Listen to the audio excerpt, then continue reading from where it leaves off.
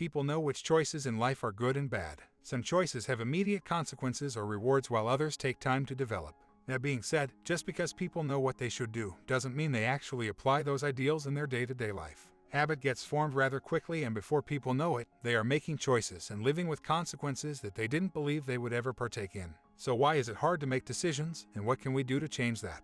If you have ever heard the expression, "so you can make an informed decision," you know that some topics require thought and time for analysis. Obviously, there are decisions in life that don't require lots of time and introspection in order to make the right decision. You can either pack a healthy lunch or you can eat at Burger King. You know right away which decision is the healthy decision, no info needed. But if it's about something like your health and options to treat a disease, then you have to weigh the costs and the benefits, side effects of medications, medication availability, what your insurance will and won't cover, quality of life versus quantity of years. Those decisions require information and take time. Making poor choices can sometimes be blamed on the biological function of our brains. Your brain has two options. Simply put, they are automatic and manual. Your brain will make some decisions automatically, like rolling up the windows on your car when it starts to rain. You don't have to think, "I should take my hand and roll up the window," you just do it. But there are other times when your brain makes automatic decisions that aren't helpful, like sparking up a cigarette every time you grab a cup of coffee in the morning.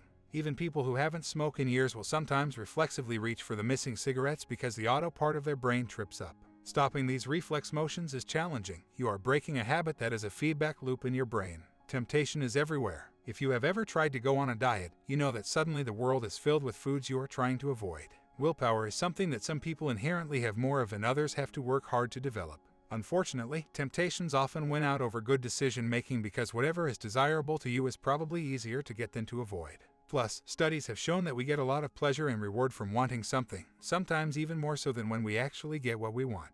This alone makes it difficult for us to abstain from bad choices, even when we are well aware of the consequences. If you want to make changes to the way you think, then you need to make small changes, which the author calls nudges. Nudges are subtle and small. Park farther away from the store so you get more exercise walking farther. Buy sugar-free flavored seltzer instead of pop. Set a timer on your electronic devices to power down after a certain amount of time spent on it.